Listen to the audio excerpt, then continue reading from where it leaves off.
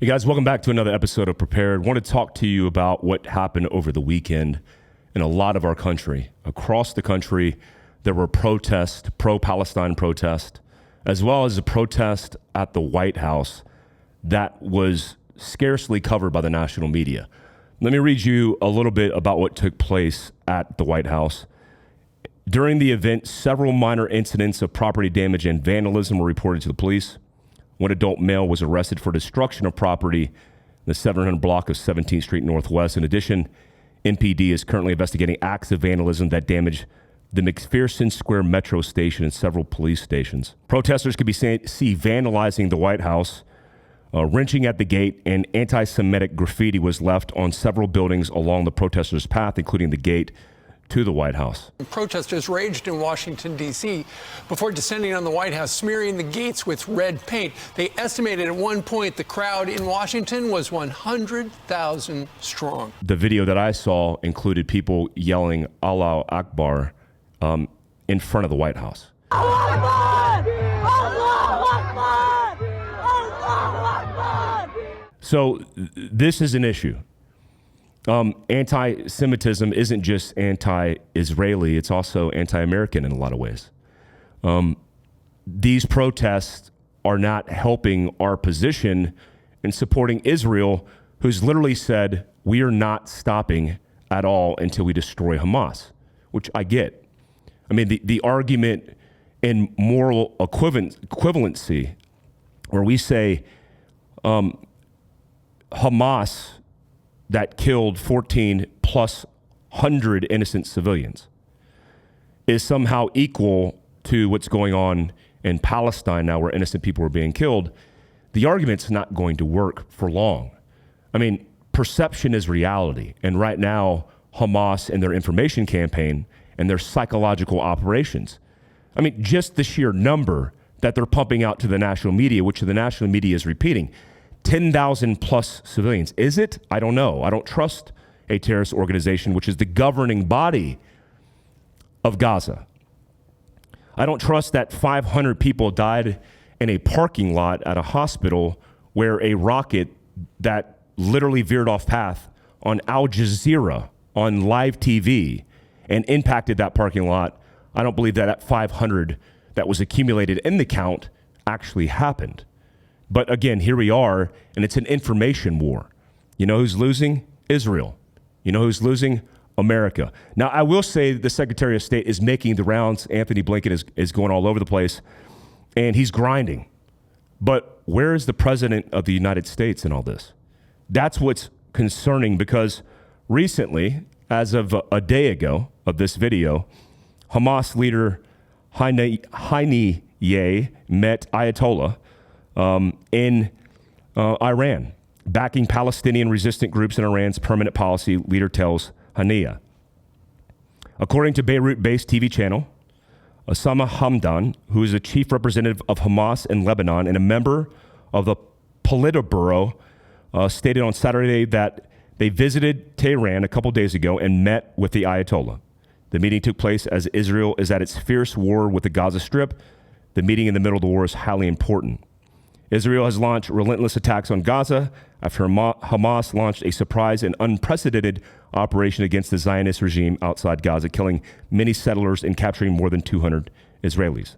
I like how it says killing many settlers, killing innocent men, women, and children, putting them in ovens is what they did.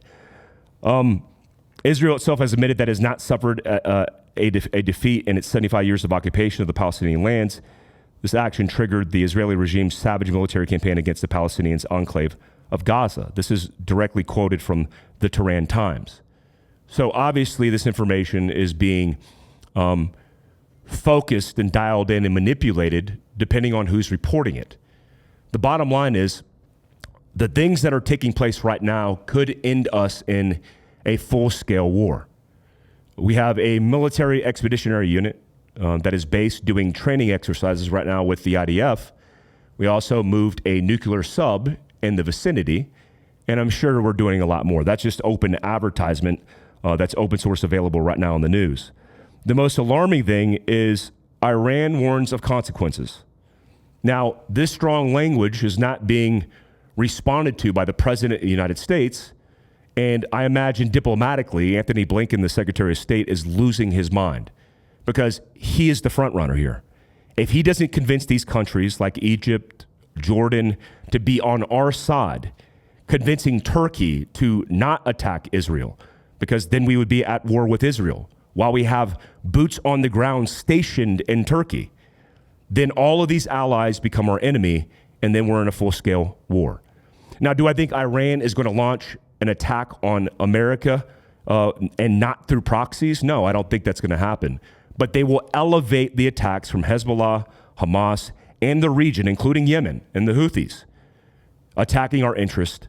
And that was exactly what was said by Mohammad Reza Gnagdi, the deputy coordinator of Iran's Islamic Revolutionary Guards Corps, has added to the tensions by stating, if Israel's crimes continue, we should strike America's interest, not mentioning its proxies' attacks on U.S. facilities, which have been ongoing in recent weeks in Syria and Iraq. Iranian regime officials have consistently warned Israel of potential escalation should the attacks on Gaza not cease. The death toll in the strip right now rises to over 10,000. The Yemeni proxy Houthis have already been sending missiles towards Israel, which were intercepted by Israel, the U.S., and Saudi Arabia. Meanwhile, on Israel's border, attacks from its proxies in Syria and Lebanon continue to ramp up, with action also seen from its militia in Iraq. So guys, this isn't conceptual. This isn't philosophical. These are the things that bad guys across the globe that want to see the destruction of Israel and America. Like I said before, when you chant death to Israel, the only difference, the only separation between Israel and America is a comma in that sentence. Lastly, in the protests across the country, I saw what looked to be an imam, a religious leader in New York, I believe. You guys might have seen the video where he's saying that Islam is the only religion. Hiding. This is the correct religion. This is the religion that all of humanity needs to be a part of, Islam. And we will not stop until it enters every home. That's his First Amendment right. I wonder, out of all the people that were protesting that are saying death to Israel from the river to the sea, I wonder if those people are illegally here. The Department of Homeland Security Director, as well as subject matter experts in national security, including the FBI, have already said that the potential of a domestic terrorist attack is higher than it's ever been. And I believe, unfortunately, we're going to see that. Even if it's sympathizers. I mean, there were several things that took place, including a woman who drove into an Israeli school because she was so frustrated emotionally what was going on in Palestine from the media. Plot twist, that media that you're getting isn't the accurate depiction of what's going on in the ground. But I get it. It's irrelevant to what you feel inside. If you're on the Israeli side or you're on the Palestinian side, it's irrelevant if you don't have the totality of the complete picture. So the bottom line is this potentially could lead us into World War III, and we'll be fighting a war nearly on our own. It's just going to be us and Israel. Not many countries in the United Nations are backing us right now based on the depiction of the media that's been released by Hamas. Now, the reason I wanted to get on and talk to you about this is because, guys, I want to continue to reinvigorate how important it is to be prepared. This isn't a pitch. This isn't a sell. In fact, I literally do this through support through patrons. My Patreon, my personal Patreon, is what pays for this media. Fieldcraft doesn't pay for this media. I personally pay for this media because I'm so passionate about this specific piece of education. In fact, me and Andy Stumpf and Evan Hafer and Chad Robichaux are talking about doing our own media because we want to be able to tell the truth and distill it from our experiences and our profound network. Like I want to call Tulsi Gabbard and get her on and talk about these very serious issues that are going on in the world because, like I said in the beginning of this, the national media is not reporting any of this. Hope for the best, prepare for the worst. Ultimately, that's what you have to do. Now, the question would be, what's the start point in preparation?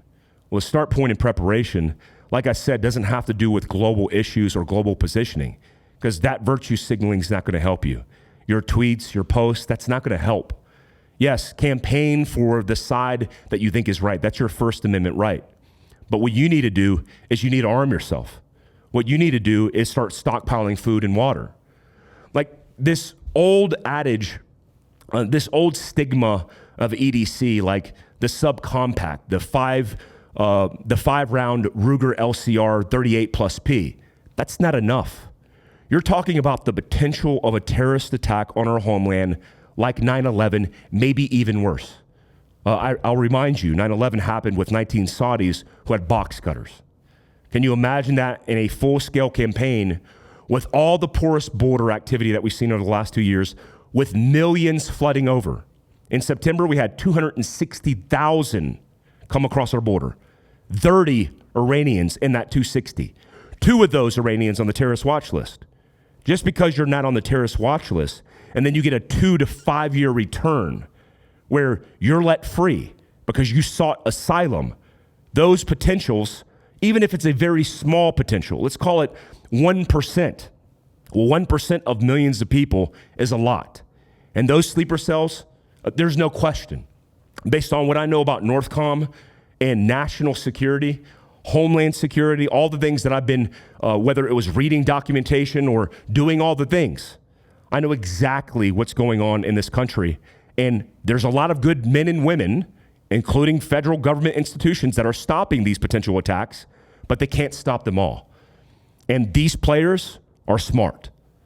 They've infiltrated, they've embedded, and they're sitting dormant, waiting on the next move. And that could be in Amman, in Tehran, Iran, saying vocally, I want you to activate, and today's the day, or this date's the date, and you can't stop it. You can't stop it. No gun control, no sticker, gun-free zone. That's not going to stop this attack. I don't know if you guys saw it recently. As of yesterday, Crowder released 3 pages, I believe, of the manifesto from the killer in Nashville, Tennessee. This identified transsexual who decided to go into a school and murder kids. Look, I don't want to glorify anybody who murders innocent people, but I also think it's I don't even know his or her name. I don't know. But what I do know is Crowder releasing that is super important for us as a nation to understand the motive of these radicals, these extremists. The national media wants to point a finger and call everything that's radical or extreme and correlate it to white supremacy. But we're not talking about the issues, including this person wanted to kill the crackers, the cracker children that arrive, and I'm paraphrasing here, in their little khakis and their little polo shirts. We need to know these type of things. Because as institutions, if you send your kid off to school outsourcing your education, which I get, then you need to have that conversation with your superintendents, with the people that run your school, with your principal. Guys, it's time for us to start insourcing our self-reliance. You know, I talked about it in the last episode of Mike Force, which is going to drop later on this week, where 15% of all your food is coming from overseas. A lot of the meat and protein that you get comes through the big 4 manufacturers through exports. When you get that food imported, when you look at fruit, 60% of the fruit that you're getting is coming from overseas. 38% of the vegetables that you're getting are coming from overseas. I'm literally, in about 10 minutes, post this talk, about to get in a truck with a Scout camper and the Bowen Customs flatbed with all my stuff, all my crap loaded up in it, and I'm going to go kill an elk. Tomorrow morning, I'm going to wake up, I'm going to take my 6.5 Creedmoor, I'm going to go with my twin 4-year-olds, and I'm going to kill an elk. They're going to help me skin it. They're going to help me quarter it. We're going to load it up in the Bowen Customs in the middle with packed ice, and I'm going to drive it back. Yeah, they're going to suffer a little bit because they're going to be cold, they're going to be a little wet, they're going to be a little hungry, but they're going to appreciate what Dad's doing to put food on the table. That process for me, sure, I can go to Costco right down the road and get all the meat that I need, but I am not outsourcing anymore.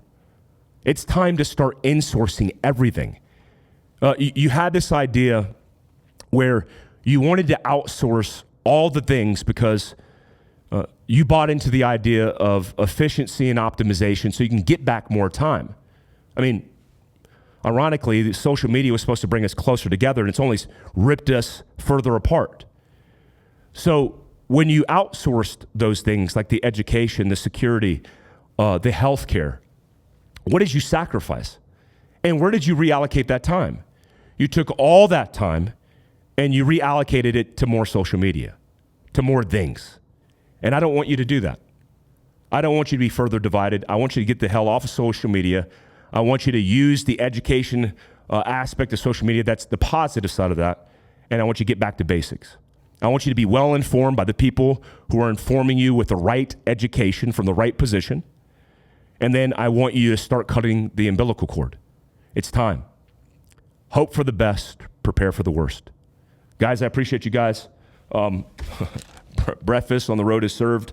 A big shout out to Anthem Snacks for hooking that up. It's time to hit the road and time to bring back some more self-reliance back into my family. I hope you're doing the same. Till next time. Peace, guys.